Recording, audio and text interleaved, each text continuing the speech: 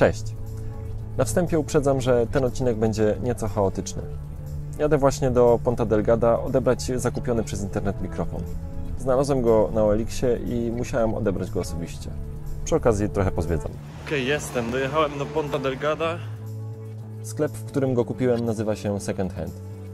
Świetnie się składa, bo uwielbiam wszelkiego rodzaju sklepy vintage, tak więc zobaczmy, co ma w swojej ofercie. Hello.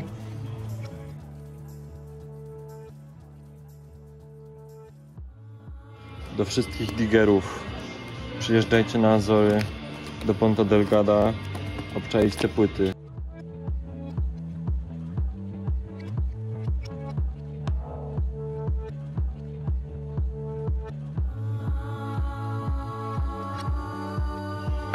Fajne.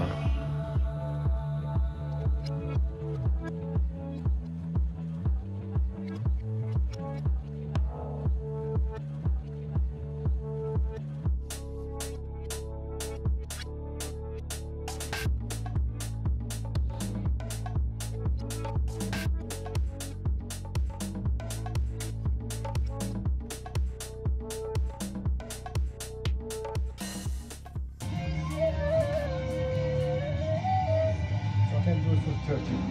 13, play flute, you know? 275. Yeah. Is it the last price, 5 euros? No, see, that's €1 maybe. Okay, if it's 4 I can buy it. Let's do it. I'm taking this one. That's all? Yes. Thank you.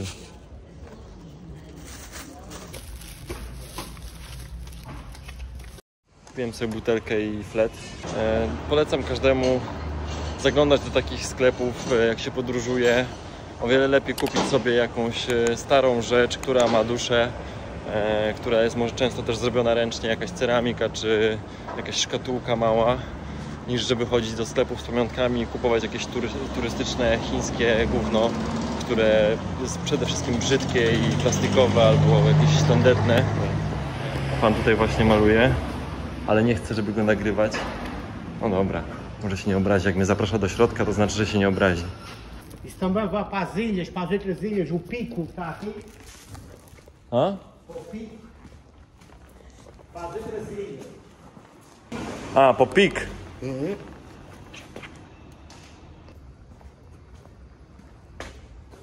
Muito obrigado. Nada.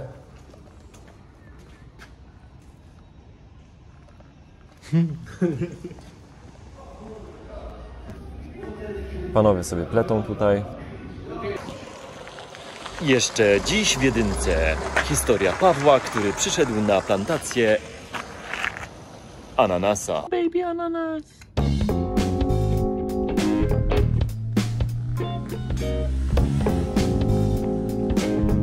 Jest tutaj taki mały greenhouse. Przeskanowałem sobie wszystkie te kody QR i się dowiedziałem następujących informacji. Z takiego korzenia wyrasta od 2 do 4 roślinek. Później te roślinki się przesadza i one sobie rosną. Nie wyrasta z nich owoc, dopóki się nie zapali ogniska wewnątrz tunelu. I odkryto tą metodę dopiero w 1872 przez przypadek. Kiedy wyrasta owoc, wygląda on mniej więcej tak. Ma takie bardzo długie liście tutaj na górze i kolejnym etapem jest przycięcie tego liścia, tak żeby roślina nie rosła w górę, tylko żeby cała energia była przekierowana na rośnięcie owoca. I teraz dowiedziałem się też, że najlepsze ananasy to są te, które właśnie mają jak najmniej tych liści tutaj na górze, bo wtedy to znaczy, że kiedy rosły, to cała energia i słodycz, cukier szła do tego owocu. A, no i co się dowiedziałem jeszcze, że tak samo jak banany, po tym jak zerwie się owoc, ta roślina już nie produkuje więcej owoców, więc jest odpadem. No i pozostawia też korzeń, z którego można później pozyskać kolejne rośliny. Mam nadzieję, że wytłumaczyłem to w miarę logicznie i że mnie rozumiecie.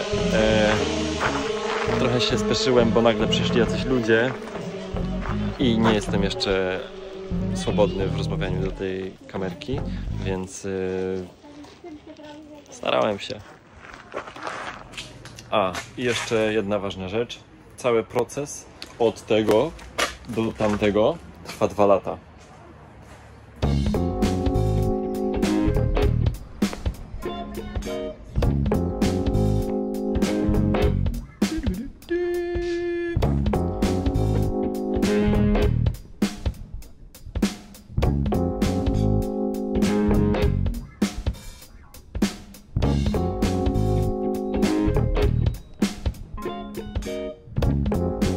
Wystawa jakże interesująca. Bom dia. Tudo bem. What do you have? I have many things.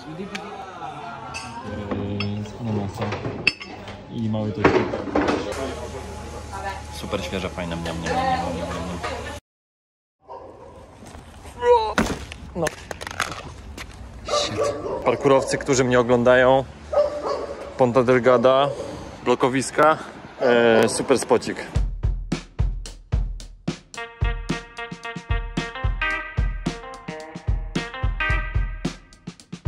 Tutaj się wchodzi do miasta i jak nie wejdziesz przez ten portal, to znaczy, że nie jesteś w mieście.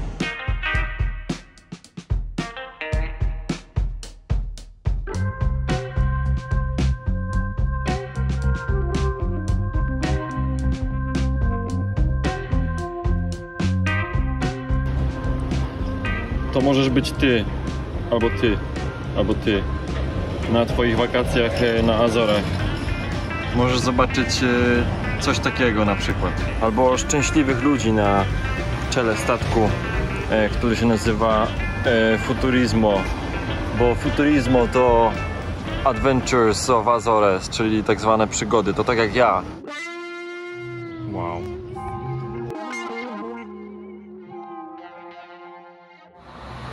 Uniwersytet Azorski. Azoriański, azerski? Nie, azerski nie. Ja jestem tu.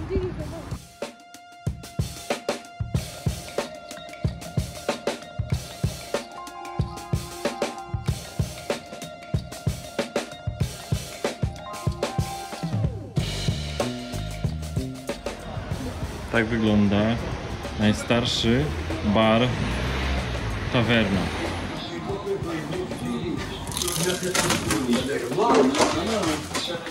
Bom dia.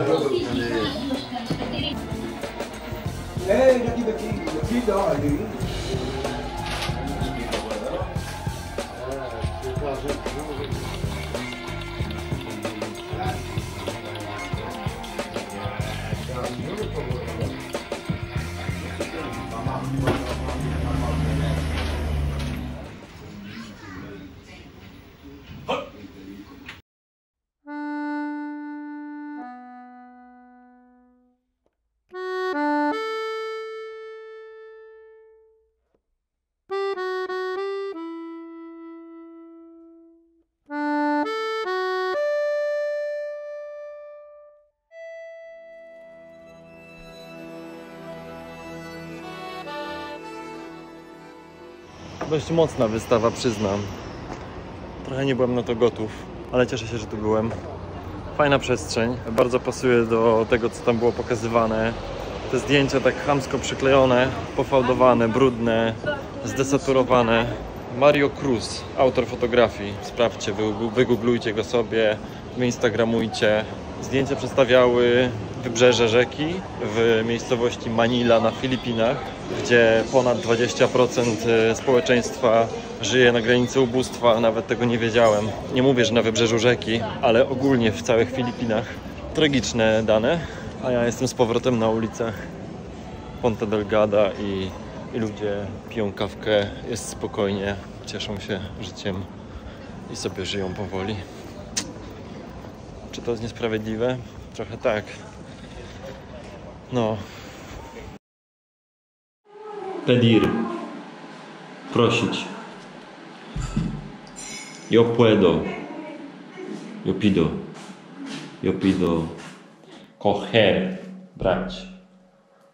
Coger.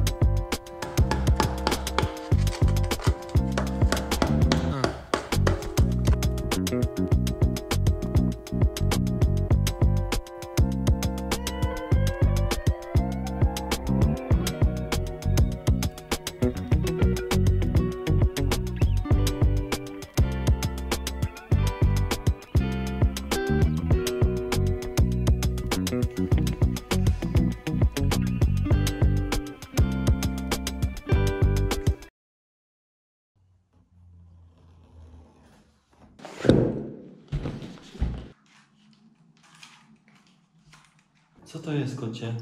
Co to jest? Będziesz za tym latał. Będziesz za tym biegał.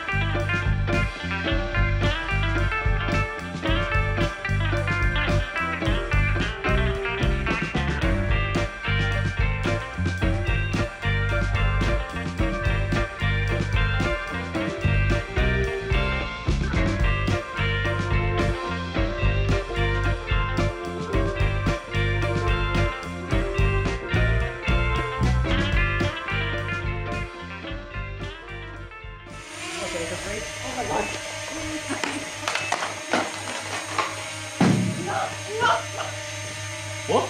You run away?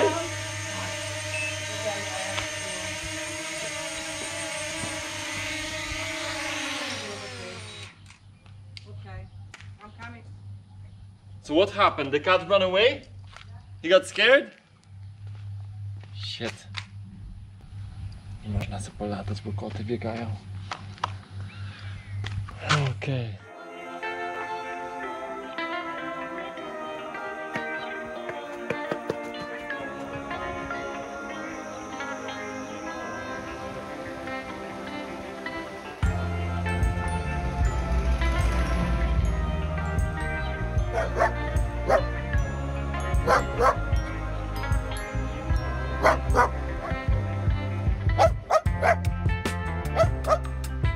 Dron, który kupiłem, był wyposażony w dodatkowe baterie, dzięki czemu mogę latać przez około 1,5 godziny. Pomyślałem, że polatam jeszcze trochę na wybrzeżu przy zachodzie słońca.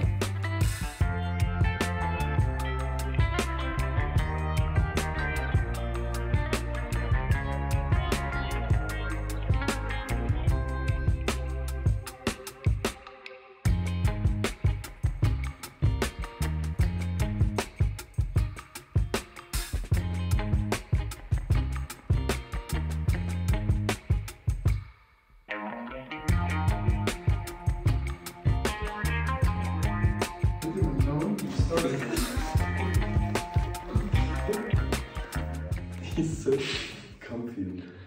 I think he's jealous. Yes, yes. No. No. Oh man, he really found his box right there. He melted in there. It's a liquid. It's made of water.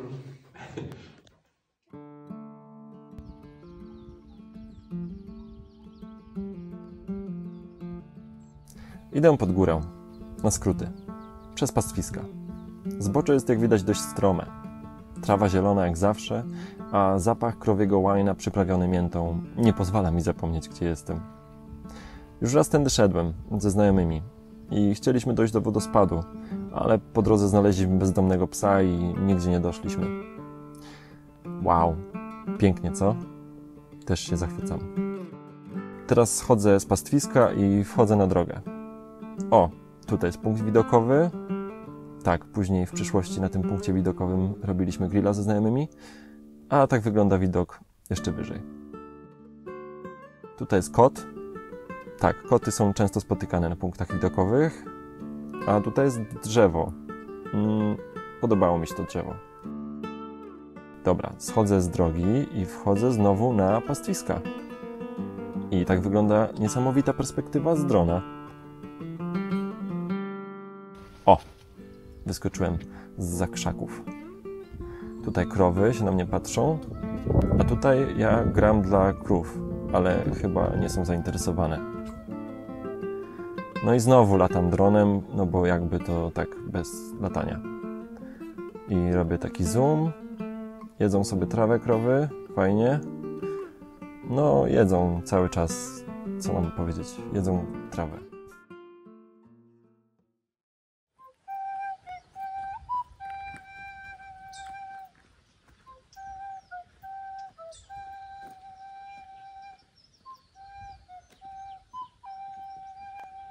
Tędy. Wodospad Salto do Prego tak naprawdę nie jest jakąś wielką atrakcją turystyczną. Chciałem go zobaczyć, bo był w pobliżu i słyszałem, że jest piękny. Po przejściu przez pastwiska dotarłem do szlaku, który prowadził mnie do dzikiego lasu. Spacer po tym lesie był nieco inny niż zwykle. Tropikalna roślinność co chwila wprawiała mnie w zachwyt i była dla mnie czymś niezwykłym.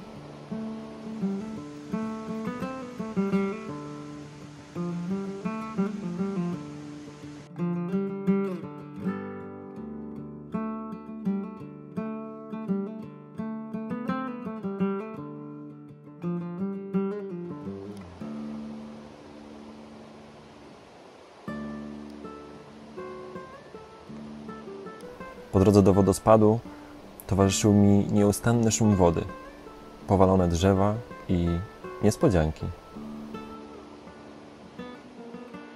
Co tam jest?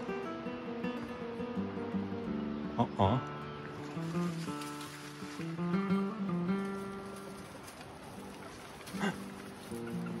Hello. Siemka. Co, wy się mnie nie boicie? Chodźcie, chodźcie. Proszę bardzo, proszę.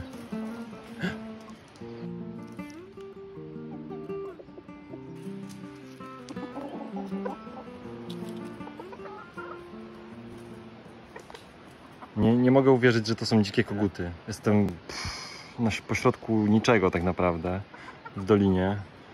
Domostwa są oddalone jakieś kilometr stąd, więc niemożliwe, żeby to były czyjeś koguty i kury.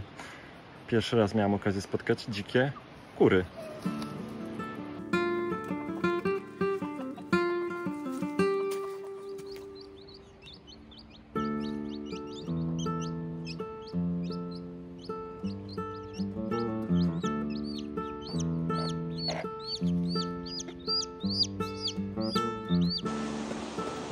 Tego to się nie spodziewałem, idąc w drodze na wodospad. Kurczaki, no.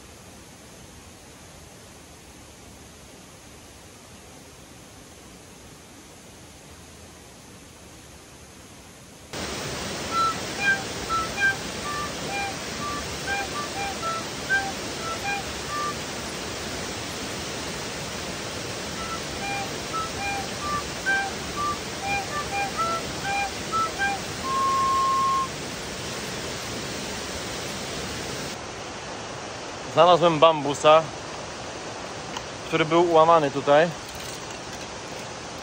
Już od jakiegoś czasu chciałem znaleźć bambusa tutaj, dlatego że chciałbym zrobić sobie flet z bambusa. I może ten bambus będzie się do tego nadawał. Zobaczymy. Idzie ze mną.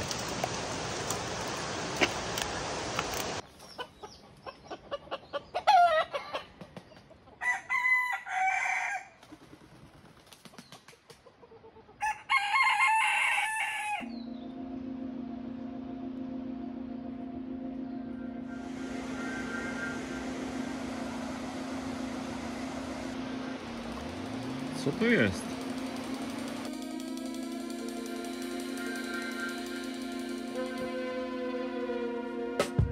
W drodze powrotnej nie nagrywałem za wiele. Byłem po całym dniu wyczerpany. Moje baterie w telefonie również. Czekała mnie 2-godzinna droga powrotna do domu. Postanowiłem jednak spróbować złapać stopa. I nie uwierzycie, na pierwsze auto czekałem 5 minut, ale było warto. Udało mi się! Złapałem stopa. Tak więc oszczędziło mi to 2-godzinnego spaceru.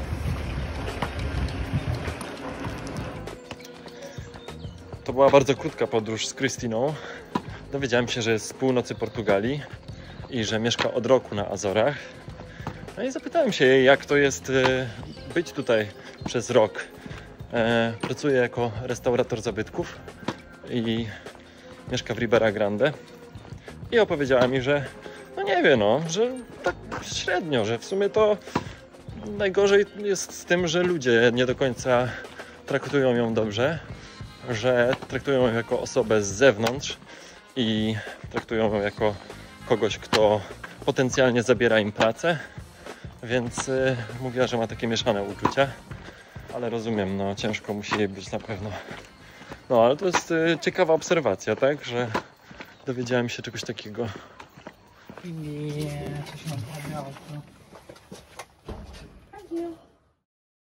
Cześć przygodoglądacze. Dziękuję, że dobrnęliście do końca tego odcinka. Jestem naprawdę z Was bardzo dumny. Obiecuję, że kolejne odcinki będą nieco mniej chaotyczne i ciekawsze. W każdym razie chciałem się z Wami czymś podzielić. Jestem obecnie na Teneryfie i stworzenie dla Was tego odcinka graniczyło z cudem.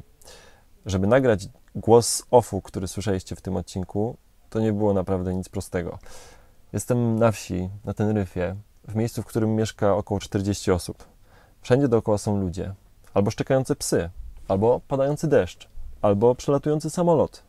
A więc, żeby nagrać ten prosty tekst, krótki tekst, to graniczyło z cudem. A więc, jeżeli chcecie docenić te starania i ten trud, to zostawcie lajka, napiszcie jakiś komentarz i oczywiście zasubskrybujcie kanał. Będę naprawdę bardzo wdzięczny. Mam już 600 subskrybentów, z czego jestem bardzo dumny i obiecuję, że kolejne treści będą ciekawsze. Do zobaczenia. Miłego dnia. Ahoj przygodo. Ciao. Przygoda, przygoda, przygoda, przygoda, przygoda TV, przygoda TV.